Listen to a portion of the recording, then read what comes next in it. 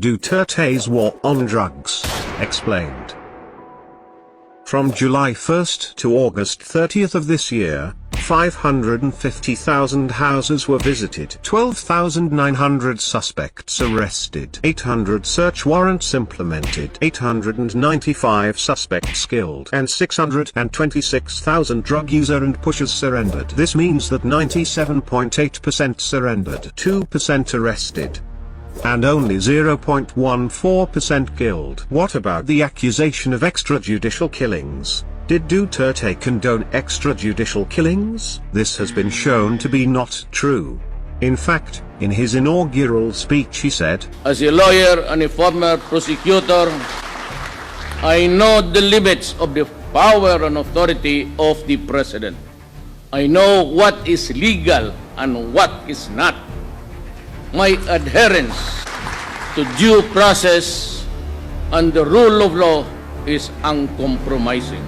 And in his State of the Nation address he said, To our police officers and other officials, do your job, and you will have the unwavering support of the Office of the President. I will be with you all the way. Abuse your authority, and there will be a hell to pay.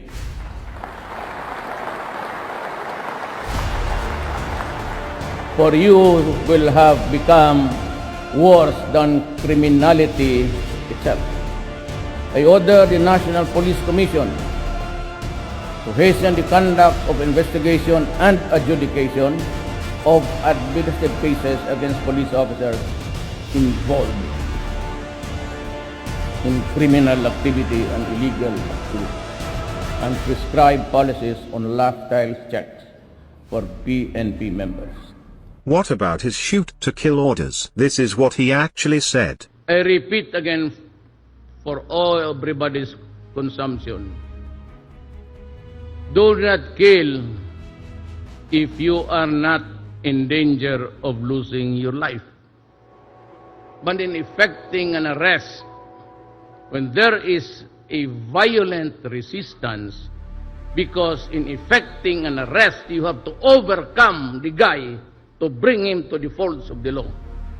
If you cannot bring him to the police station, if you cannot place him under the control of the law, because that is your job, to arrest, which means to overcome the resistance. But if the resistance is violent, thereby placing your life in jeopardy, shoot and shoot him dead.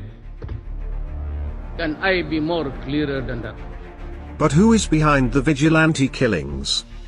For the extrajudicial killing, they say, it's not the work of the police to be wrapping people with plastics and put them in the bag. That is not the job of the police. I just told him that one bullet will do. Why do you have to wrap it?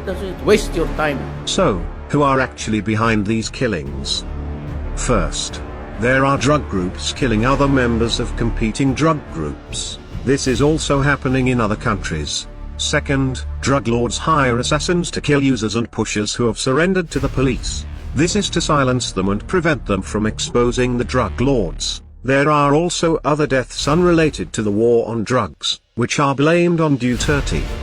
The opposition, who controls most of the local media, blame these deaths to Duterte to make him appear as a mass murderer. Pero yung pinatay na hindi natin na binalot na mga sako, binalot na plastic, the police, I assure you, would not waste their time on that.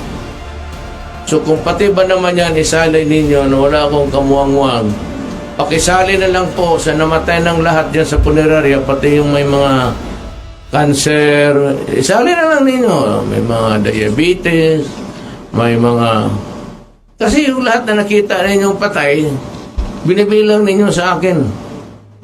Baka yung gusto ninyo, yung taga Davao dito, magbilang ako sa punerarya, lahat ng patay. Bakit lang yan binabalot ng mga sako?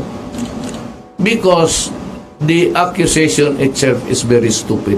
It assumes right away na yung may patay dyan, gobyerno ang pumatay. Police officers found involved in drugs are relieved, investigated, and prosecuted. In fact, Duterte publicly named officials involved in drugs. There are generals, police officials, congressmen, mayors, judges, and a senator.